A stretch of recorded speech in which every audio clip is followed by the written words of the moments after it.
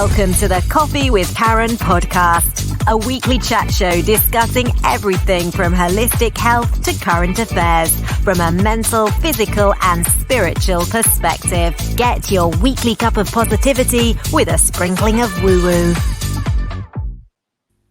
Awesome. And we are live today with the Coffee with Karen, a cup of positivity with just a sprinkling of woo-woo.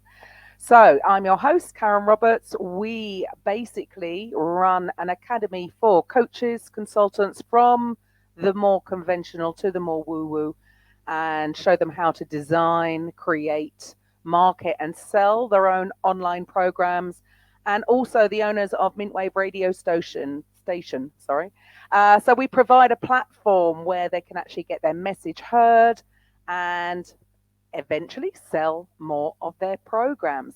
So each week we interview a variety of different kind of coaches to share what it is they do, share a little bit of their story, share why they do it, who they help. And today we have Patrice. So if you would like to share with the audience a little bit about who you are and what you do. Thank you very much. So I'm Patrisangel, and I founded Angel Star Coaching in 2018. And my big vision is helping humankind evolve, helping my clients to tap into their hidden potential and really go for their dreams. And over the year, my coaching has actually evolved itself.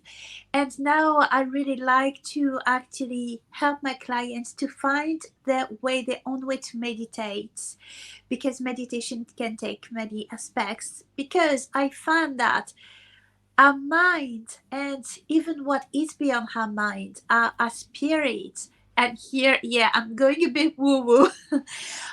It is really what determines our success, our life, simply our life quality. So starting by working on our mind and going even beyond that, working on our energy, it really can change the quality of our life. And it changes in whatever way you want. It can be really the daily basic life quality, or it can be a big dream, such as, I don't know, becoming a millionaire, becoming a champion, or whatever. So here it is. Cool. So, but what about your story? How did you come to be doing what you are doing right now? I've been doing so many things in my life. So I was born in France. I moved to Italy because I wanted to actually study opera singing. And there in Italy, I started to also become very spiritual, first with the Catholic Church, then with a Buddhist center. I got into Kung Fu until I got to the black belt, Shaolin Kung Fu. Then a lot of these different things allowed me to understand that really spirituality is what is behind our choices, and also behind our successes or failure. And it also is a huge support. Now I'm based in the UK, and I replied to the call of love, but it was much more massive, because I found a house that is built on a ley line to Stonehenge, 5-minute walks away from a meditation center, where I started collaborating, and really I passed my angelic Reiki levels. I encountered amazing people, and really people who are on the path to help really humankind, especially navigate these times that I believe are unprecedented time, whatever you think it is, whatever it is for you, because it's different for everyone. But I believe it's hard for everyone. And I found myself all this work, all this spirituality, and starting helping others really helped me to navigate those times, because I have family in France, I have family in Italy, and with all the situation, the lockdown and all, I spent really literally 2.5 years without being able to see them, to go there. So it was quite hard for me. But with that, with that perspective and with that kind of mission of helping others through spirituality, I really grew, and it really supported me. And in those 2 3 years, I really grew, especially in channeling in light language. Last year, I'm actually rubbish at drawing, and no, now it's not last year; it's 2021 actually. Yeah. I know, it's uh, crazy, I right? got I got even the possibility to channel visual codes, and at the end of last year, I actually birthed really a card deck that is both galactic and Atlantean, and that I really resisted the Atlantean part. No, Atlantis, I feel it's kind of, there's a dark part of it, and the guides kept on entering. No, no, no, you need to do that.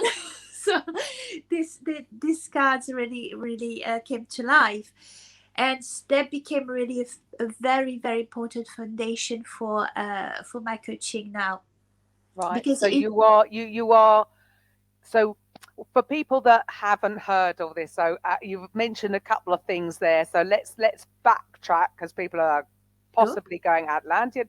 Hang on a minute.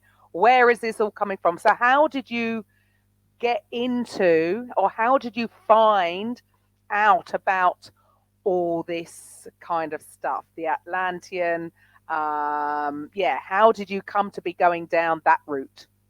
so first thing first was definitely this meditation center near my house, because there I came into contact with people who were fully aware of what's going on, and so connected with their guides, with galactic beings, with even the energies of Atlantis. And Atlantis in particular came to me kind of almost by accident, but nothing happens by accident. But at the beginning of last year, I started to write for a magazine which is called RiBelli. And originally, the first article that was asked about from me was actually about mermaids, because I'm swimming with a mermaid tail. Then they asked about dolphins, and then just as a kind of continuation, I asked myself, can I write the next article about Atlantis? And they say, yeah, sure, that's interesting. And so I started researching about that. And well, during actually my writing of the dolphin articles, collectives of dolphin came to me, and I started to have these growing connections.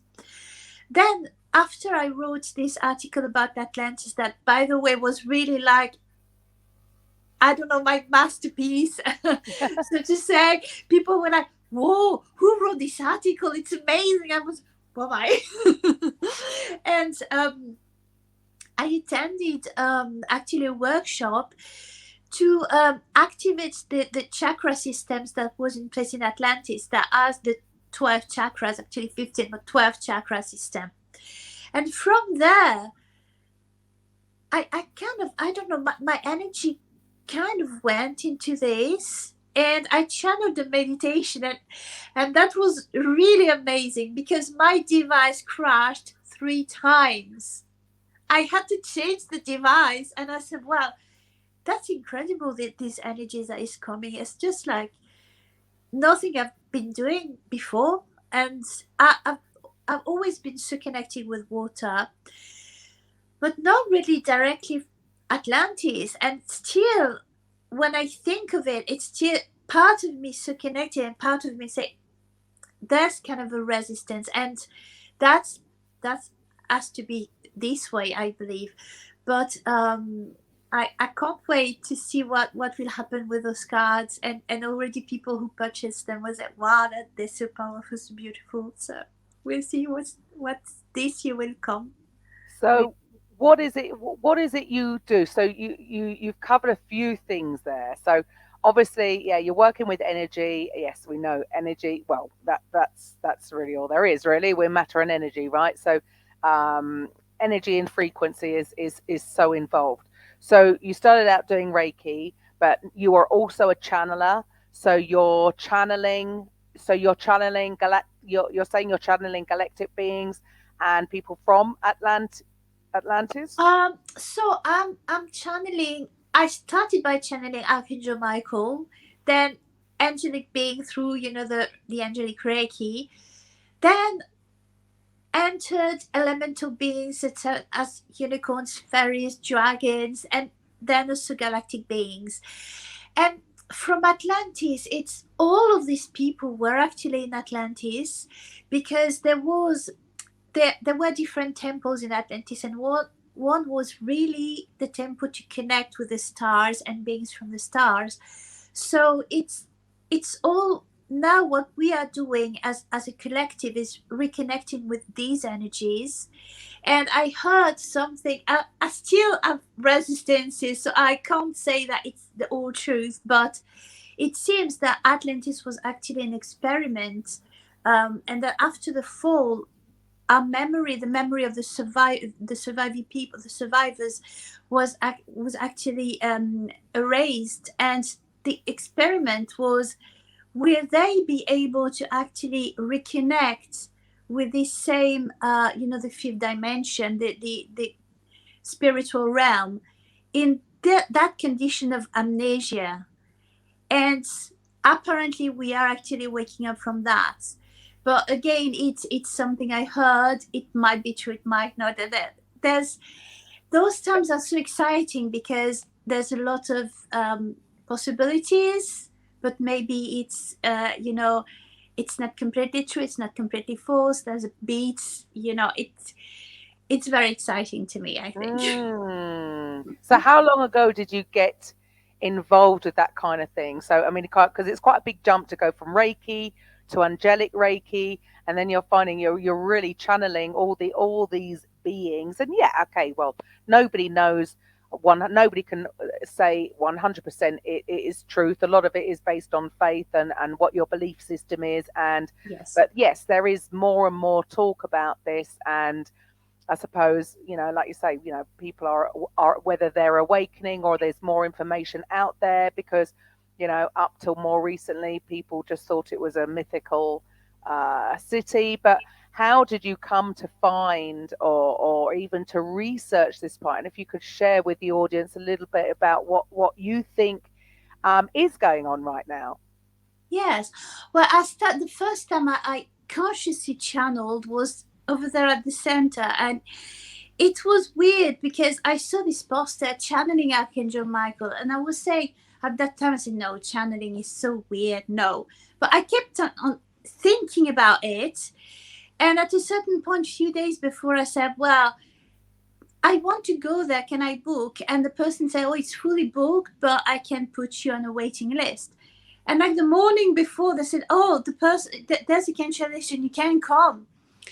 And I started really, at a certain point, that the instructor said, well, now just channel anything that comes to you. It can be a word, it can be anything.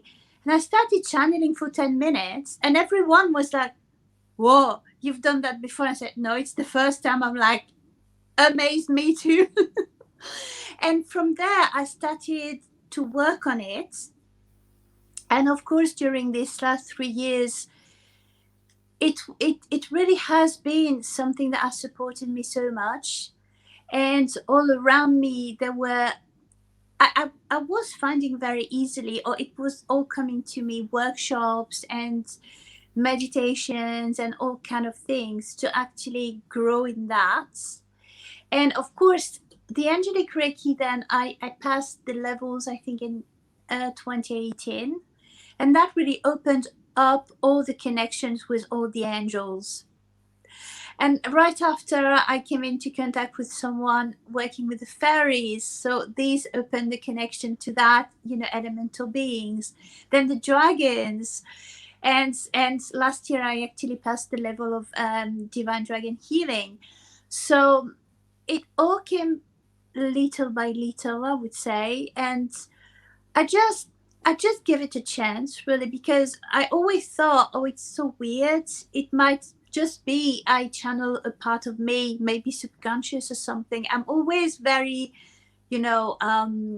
careful about saying that's the absolute truth, because it depends on the person, as you said, the belief systems too.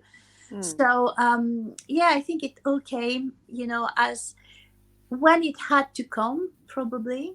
Hmm. So how does this help people?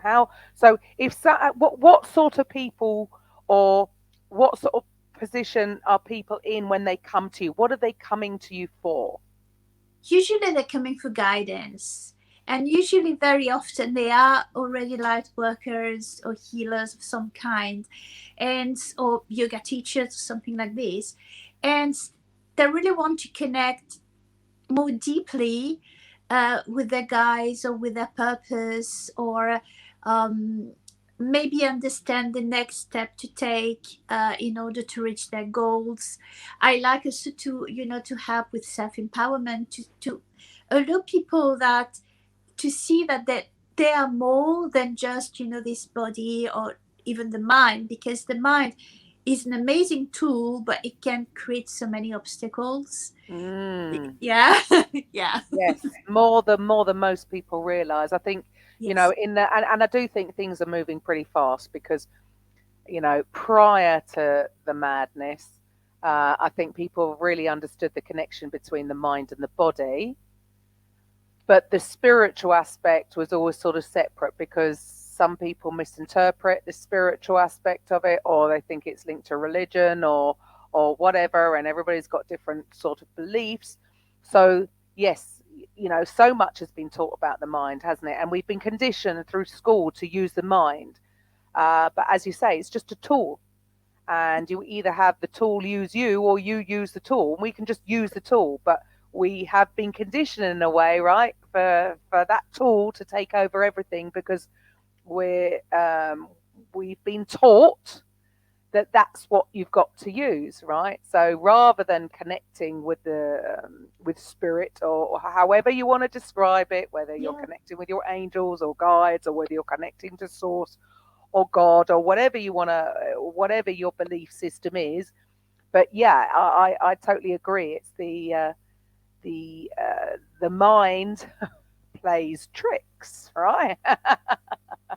The mind plays tricks, and depending on your past and depending on any kind of trauma that anybody's gone through, it's not always giving you the truth of what is, right? Yes. Yes. Because the mind can really overtalk. There's this chatter saying, and the mind is wired really to keep us safe. It's really linked with the survival instinct. So it's going to be very often, no, you can't do that because it's unsafe. And at times, it's important still to look into these fears and say, well, is it really unsafe, or is it my mind making it up because it feels unsafe to the mind? Yeah, Or maybe sure. it's going in out of my comfort zone, and the mind said, no, no, no, you've never been there, you can't do that. So So how do you tell the difference between, you've got the mind trying to keep you safe. So sometimes if people come up against resistance, they might think, okay, that's the wrong path to go down. However, that could be just the mind trying to keep them safe. So how do people know whether they should push through or whether they should listen? There's a real sort of grey area there, isn't there? yeah, I think for me, I always advise meditation, just stillness, and understand whether this this warning, this danger is real, or if it's really, the panic of the moments. So and I also advise to actually take time and even talk to people, because at times say, well, I would like to do that, but I don't feel safe doing that. Is it? What do you think? Because it's important also. It's important to find this balance between the chatter of the mind and the stillness, this gut feeling, Ah, and even at times the gut feeling can say, well, feeling safe with the mind, and the gut feeling saying, no, no, no. And that also is important to listen to. So I would say always this balance between the mind and the spirit, and also between ourselves and others, because it's important to open, if we have doubts, to share them, either with the guys or with, of course, mm. people here. And I love that, what you just said there about the stillness. And I think that is absolutely massive because, again, we've been conditioned to, think things through or write lists or do. And actually, it's when we become still and we stop even the talk verbally or the talk mentally, the chitter chatter. And it is, yes, I 100% agree. It's in that stillness that the real answer will come through. But, have you found that so many people struggle with that? Because, so many people even like, I used to teach body balance years ago. So, sort of a bit of a yoga, Pilates, Tai Chi sort of mix. And then at the end, just a 5 minutes, not long, just a 10 minute meditation. And quite often people would get up and go before, because in their mind, what they needed was the doing. Yeah, they needed to be doing the exercise. They needed to be doing the stretches, the exercise.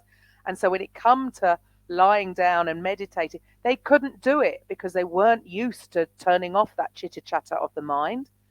And they didn't see the importance of it because in their mind, doing nothing wasn't beneficial, where actually they were the people that needed it more than probably anybody else in the room, right?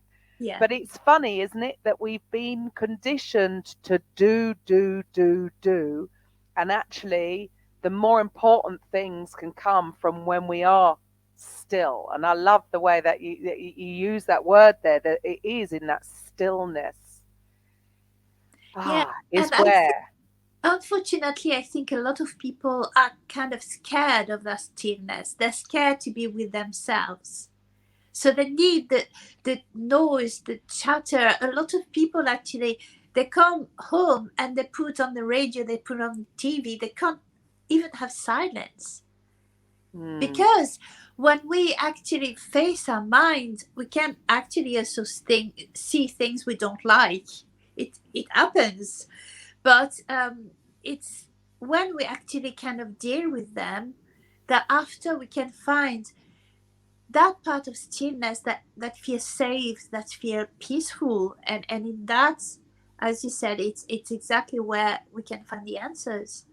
And it's just such a, I think it's just such a shame that with society or has sort of taught us that, that's not you're being lazy. And I think many people feel almost guilt because they think they've got so many things to do. So even just stopping that 5-10 minutes of stillness, that's not important. I've got too many things to do. They're busy being busy being busy. And actually they would benefit so much more from if they did just switch off. Doesn't have to be an hour's meditation, right? It can just be a 5-10 minute. Just switch off for a moment and be still.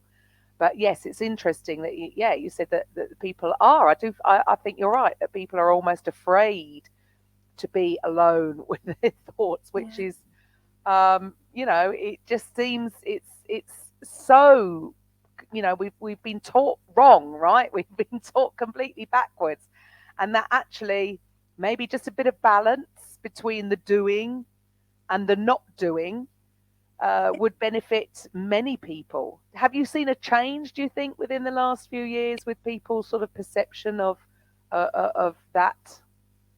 I think so, precisely because what happened during lockdown, a lot of people felt like actually going inside of themselves, and maybe starting to practice meditation or walking in nature, something like this, because there were not as many things to do.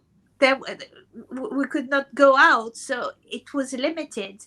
So in that, a lot of people open to meditation, I think, and some actually to help them cope with the situation. So yeah, in that, so I think it's forced people really to go inwards, and I suppose that's what we all need to do. Is we're all looking for something to save us outside of ourselves. It's outside there. I need that, and actually all the answers are within. But for many people to go within, yeah, you're right. Everybody was just too busy before, and so maybe some have been forced into it because of what's gone on, and maybe they've actually realized that, oh, it's not so bad. It actually can be very beneficial. Yeah, it's when I think that spirituality, at least in my case, but I think in the case of many persons, it's really when something is missing in your daily life. You lose a person, or you actually have this, all upsetting of your schedule because you can't leave the house. Then suddenly you find yourself either with nothing or with something missing, and you have kind of, I think, the instinct to find it inside. Or I think it's actually the healthy way to go, because as I always say to my clients, whatever landscape you have inside, you have it. You can't get rid of it. You can't get rid of your mind. So it's better that you can, build yourself a peaceful landscape, something you like, because it's always there. Yeah, you can't escape you. Exactly. So yeah, go within. Everything is within. So with you, how do you or what sort of things do you really help people with? Or if there were any listeners out there, and why would they want to come and book a call with you, or why would they come to you in the first place? Well, because I think I have quite of a unique approach to coaching, precisely because I started as an artist. So I'm using a lot my voice, the light language, the frequencies, the art, and I'm very flexible to the persons. So I don't really have, I have some courses I actually pre-recorded, but for me it's like a foundation to something to something bigger. Hmm. Um, But the so word coach, see, this is the thing, it's so broad, isn't it? Right? exactly, The yeah. word coach. What is it that you help people with? What problem do you help solve for people? I would say the lack. One is the lack of clarity. The other is poor, lack of self-esteem. So I like, I solve the problem of people who are, all over the place and stressed, and who really want to develop a meditation practice, for instance, a routine. Then the second kind of people I help is people who have low self-esteem. So I'm helping them, preparing maybe for exams or performances or speeches, something like this, with boosting the self-esteem. And the third kind is actually the biggest chunk of my clients are light workers, want to connect more with their guides. So um, that it's not really a problem that they would have. It's more a deepening their connections. But yes, some of them might have the problem that they're unclear about the next steps they need to take. So they need a confirmation. Very often, they come, they have kind of an idea, but they need the confirmation of it. Okay. So yeah, Yeah, because every coach needs a coach, right? So, because yeah, sometimes it's easier to help somebody else with those things. Sometimes to identify it yourself, you need somebody else with an outside bird's eye view of what's going on with you. So that makes a lot of sense. yeah, So you work with a lot of other light workers who are healers, and I mean, so many people in that field. Yes, they're so good at giving, not necessarily so good at receiving. Um, because that's the nature of the game, I suppose. Their natural instinct is to want to help others.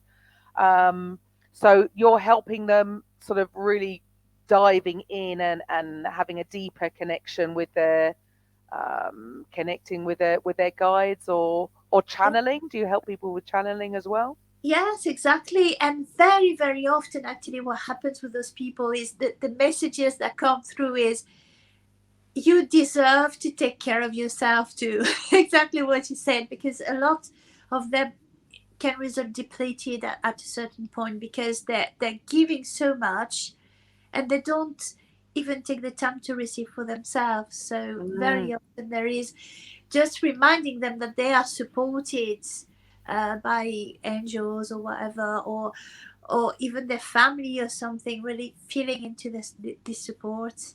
Right. And so for you, I mean, like everybody's, so, even if people are not even used to hearing about connecting with angels or whatever, and some people might think, well, what, are they only connected to you and not to me? A, these guys. So what is your thought process about that? Are they there for everybody or only specific people? Oh, they're there for everybody. I think it depends. As I see it, it's we can access different state of consciousness, and some people are more into one state of consciousness than others. And also I actually call I actually got the idea, it's also a question of frequency.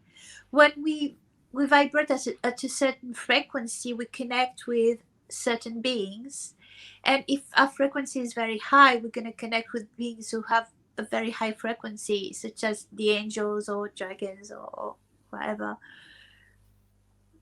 So how do people raise their frequencies? Anybody out there who has never heard of anything like this before, and they might be Well, thinking, well, why can't I connect? So what would your three top tips for people that are new to this coming in?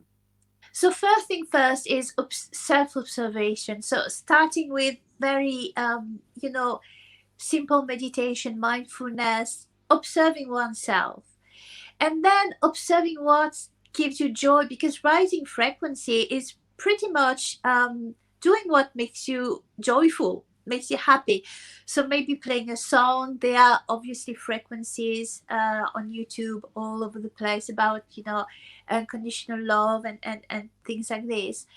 And of course then there's also um, the daily life, what they put into it themselves, because we are very, the mind, but also the body is made of water, and water is highly programmable.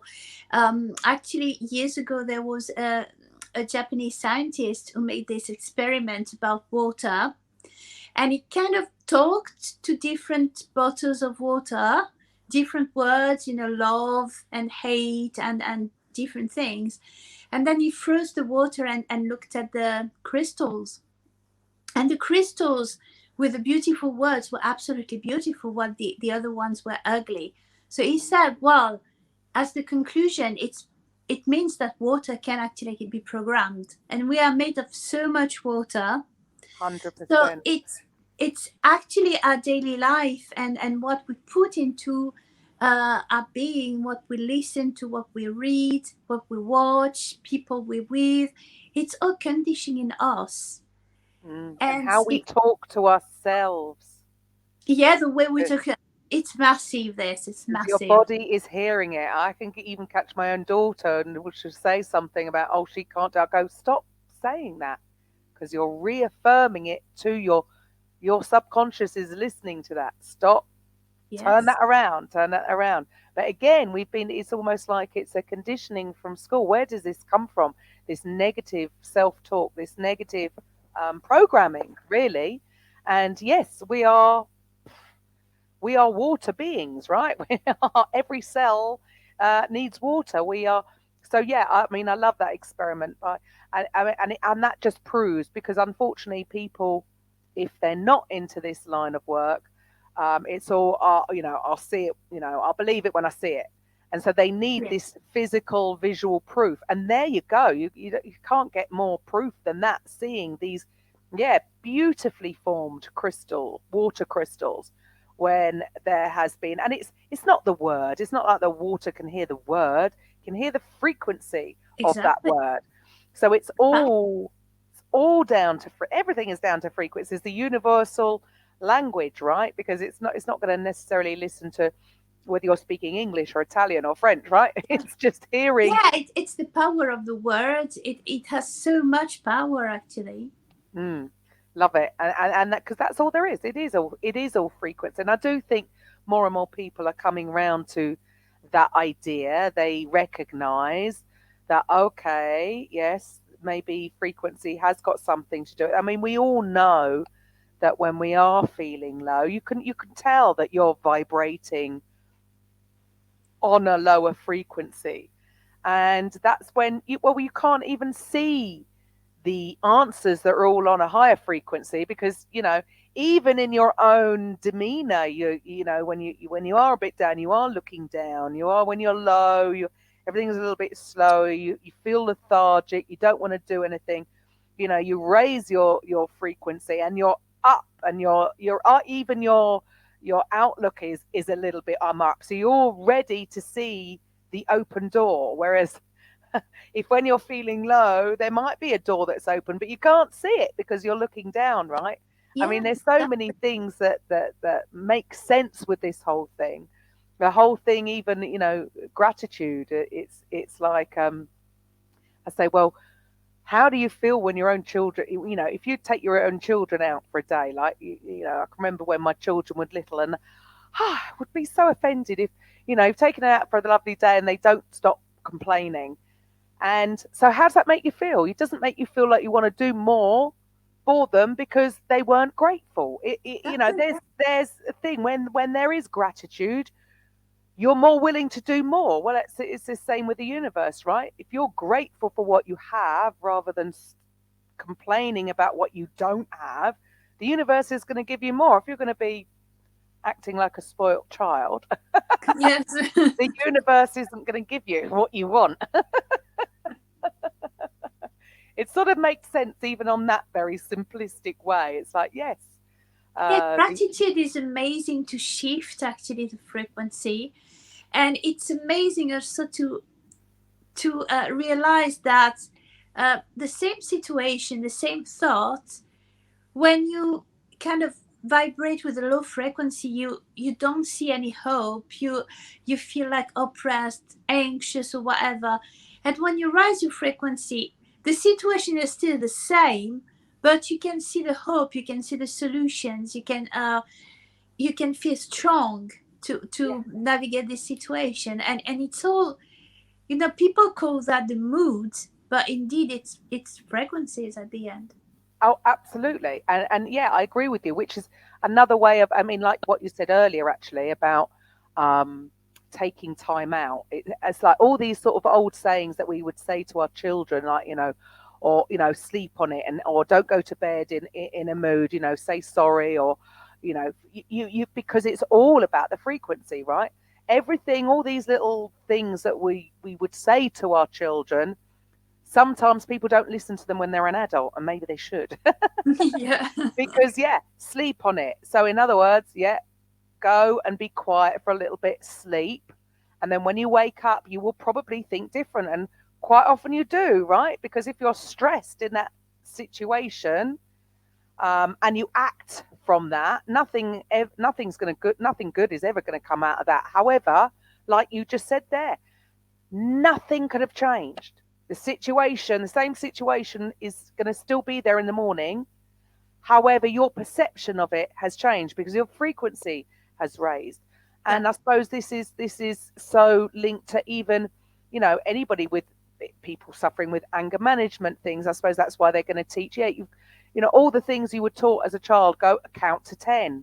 Why is that? Yeah, because if you're in a heightened negative feeling place, you're not going to have any kind of good answer. Whereas when you take time out and come down, which is going to raise your frequency, all of a sudden you're going to have a bit more of a compassion. You're going to have a bit more.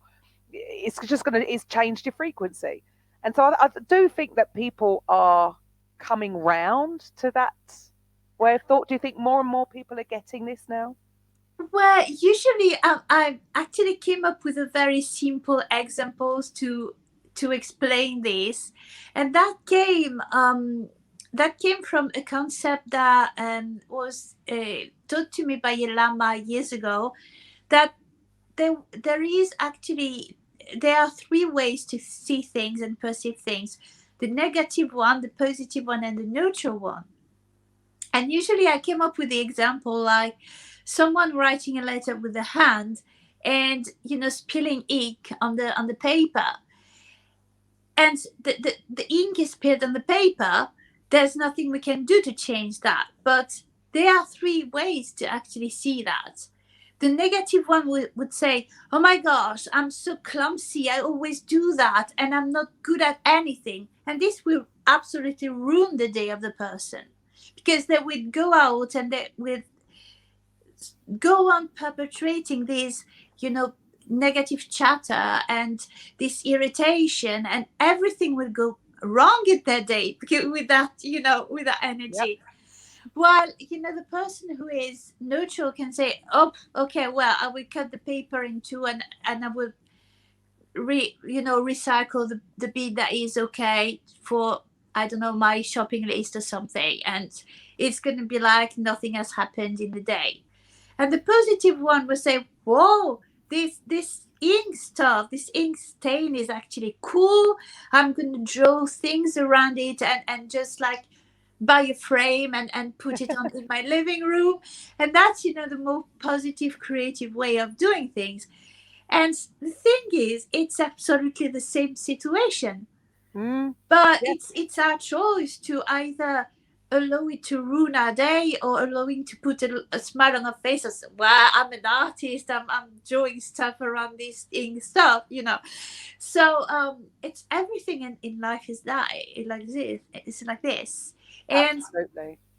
I It's just had your to, perception. It's just your perception. yeah, Everybody's got a different perception, yeah, but the same stuff's going on around you. But it is your perception. And I suppose, why do you think so many people have been programmed to focus on the negative more so than the positive? I mean, it's the same energy, right? It's the same. yes. I'm sure it takes the same energy to respond in a negative way as it will do in a positive way. Why do you think that so many have been conditioned to turn their attention to the negative versus the positive? Uh, well, I think a lot, unfortunately, is the news, because the news, that, the reality is made of uh, terrible things, but also beautiful things. But the news are always focusing on the terrible things. Yes. So, and it's also interesting to say that if a person is optimistic and see the positive of life, usually people say, "Oh, you don't see the reality. You don't live in the real world." While a person that is negative and will pessimistic and will see always the worst thing, they they will not say you're not living in the real world. Well, it's the same, because if you see things too beautiful, of course you're disconnected. But if you see things worse than they are, you're also disconnected.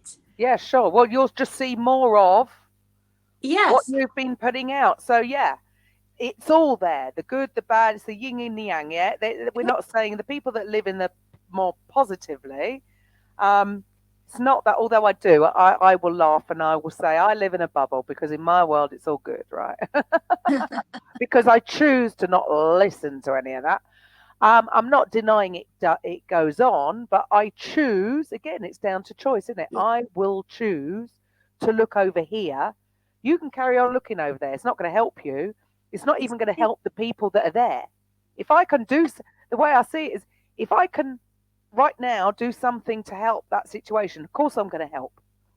Yes. But if there's nothing that I can personally do, then it's not helping anybody empathizing with it, because they're not going to benefit from my empathy. So I'm actually going to choose to just look over here. Yes. And some people would say that's selfish, or some people would say that's terrible. But I don't really understand well, if you can't do anything about it, what's the point in just focusing on the bad that's going on in the world? Because there's also equally all this other stuff going on in the world. And so, yeah, I agree with you. You get to choose your world. Yeah, and now there are so many stimulus we can actually choose. That there's an infinite amount of knowledge and entertainment and whatever. So what we choose, the thing is, what we choose can actually change our life and change others. So indeed, it's important when we can do something, we can choose that. But when we can't do anything, we can actually choose to focus on the positive. So we actually act in a positive way around us. Because now very often we can see, oh, the news are terrible in these countries, but around us we can also make a difference. But if we're too focused on something that is far away and you can't do anything, it's kind of pointless, I think. Indeed. Yes. No, I agree. I don't even have a TV, so I can't even hear it accidentally, because I can't even have it on in the background. So I am a little bit, I don't live in the real world. I don't want to live in the real world. As I say it, it might be a big thing, but for me, we actually create our reality up to an extent, because when we choose what to put into our reality, we create it in a way. Of course, there are, all external events, people, and so on, but we are responsible for what we create around us, I think. Absolutely. And I know for some that's a hard pill to swallow if they've not come across it before, because obviously people don't do it deliberately. None of us self-sabotage ourselves, and none of us want, but it's just being unaware, right? It's, well, we do it to ourselves unconsciously. Nobody does it consciously, because nobody would want to bring bad stuff into their world. But it is, yes, I do agree that it is an unconscious.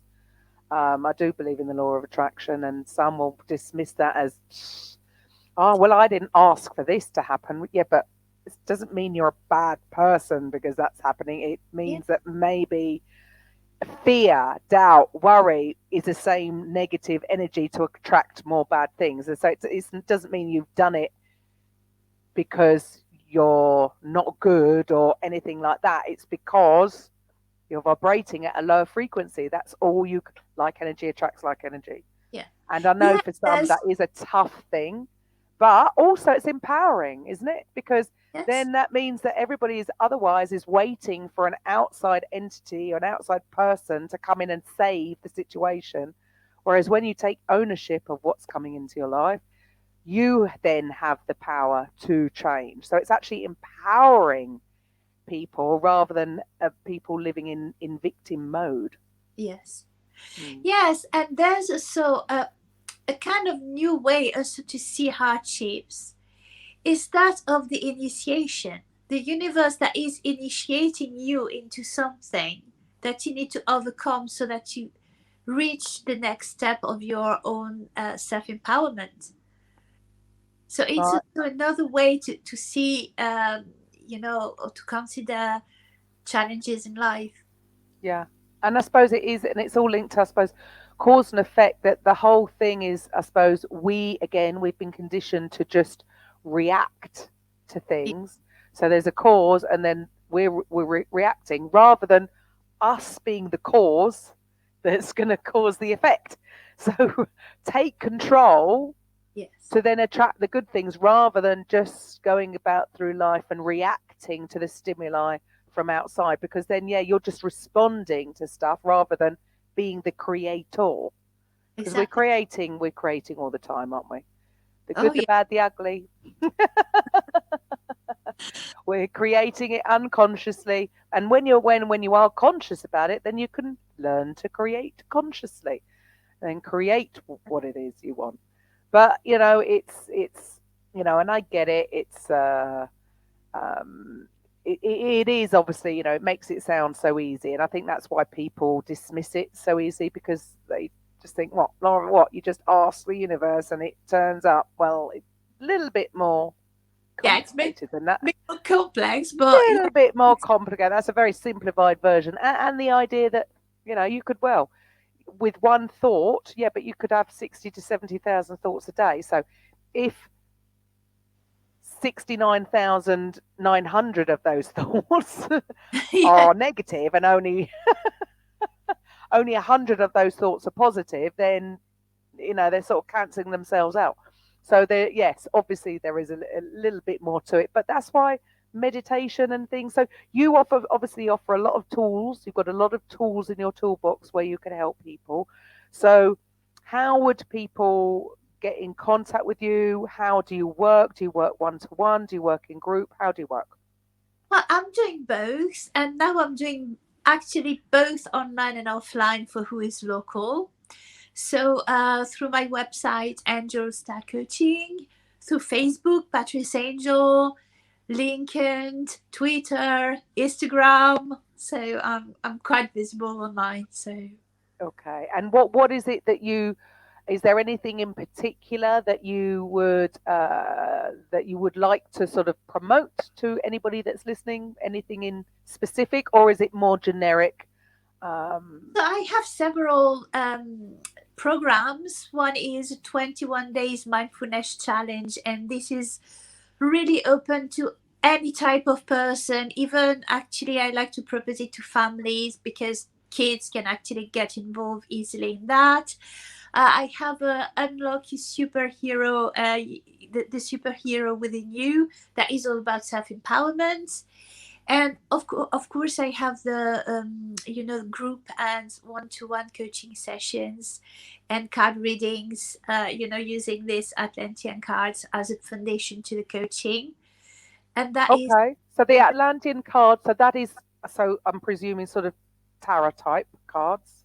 Is yes, it's like codes, but yes, it's kind of tarot cards. It kind of gives an information or a direction to the coaching, like more. Yeah, I like to see it as a foundation, because usually when the person pulls the card and say, oh, it's never really something that doesn't resonate with the person. They would say, oh wow, that's incredible, I put this card because that, and we start the conversation, and then the session goes in the direction to have the person actually get clear on the next step they need to take. Okay, so it's to help them. Yeah. So all right. So it's a stepping stone. So like I suppose, like you said right at the beginning, really, I suppose it's almost like validation. So Yeah, maybe some people, they just want a bit of validation that they're on the right track.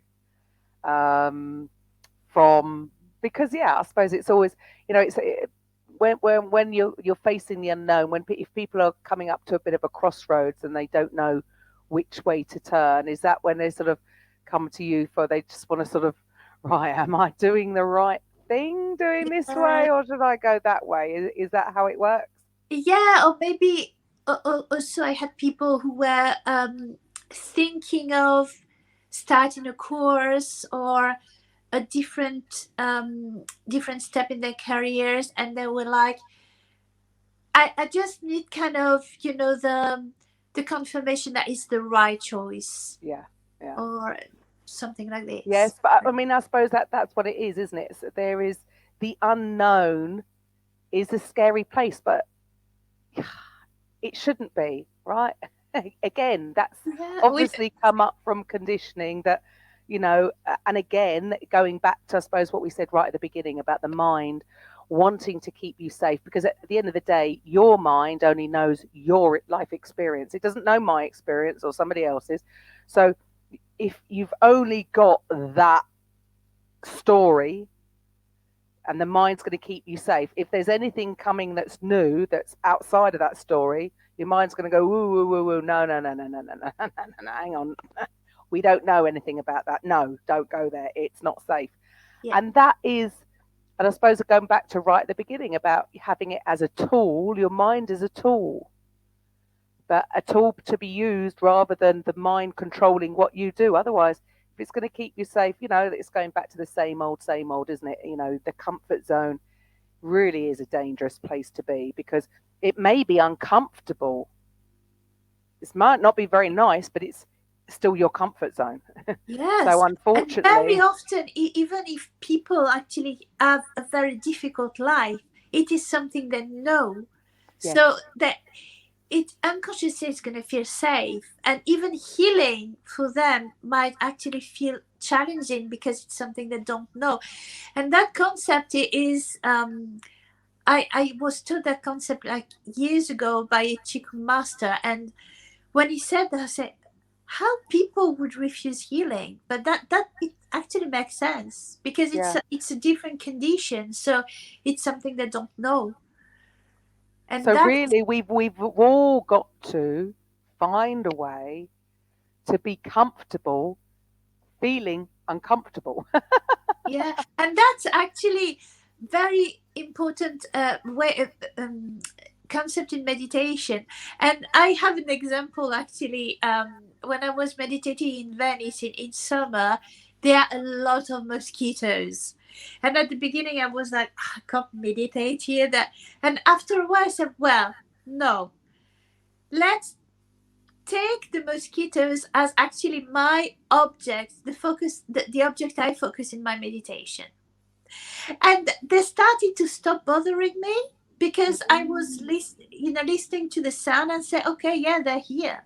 And so what? They're here. And I think that's a massive, massive lesson, because basically what I heard from that story was you accepted what is. Yeah, exactly. It's the acceptance of what is, because you can't change what's around you right now. You can change something in the future, but finding the place of accepting what is and then moving forward, I think that's massive. If everybody, and then stepping into the unknown without fear, I think that's yes, that's massive too. So once again, if people come want to connect with you, what is your website address? Angel Star Coaching. Angelstarcoaching.com. Yeah. .com. Awesome. Well, thank you so much for your time today. It's been wonderful speaking to you. So, angelic Reiki, talking about Atlantean cards, you're channeling. So, you're coaching people, you're helping people, maybe going through decision making, coming up to a junction in their career, or any light workers that want to get a bit more of a deeper connection to their angels or Atlantic beings or the Galactic Council. I mean, yeah, so for some, this might be a little bit more woo-woo, but to others, it's perfectly normal. Love this. So, yeah, thank you for your time today. And to everybody else, I will be back next week with a Coffee with Karen. If there are any other coaches, consultants, therapists, and healers out there that would like to get their message heard, and even if you've been interested in having your own show, we still have lots of slots available on Mintwave radio station. And if you'd like to start your own podcast, please get in touch. It doesn't have to be the scary thing that people think it's going to be. It is all about creating more awareness and getting your message heard so that you can reach more people. So please get in touch, KarenRobertsCoaching.com. And for everybody else, I will be back next week with a Coffee with Karen. Bye for now. Coffee with Karen podcast, a weekly chat show discussing everything from holistic health to current affairs from a mental, physical, and spiritual perspective. Get your weekly cup of positivity with a sprinkling of woo.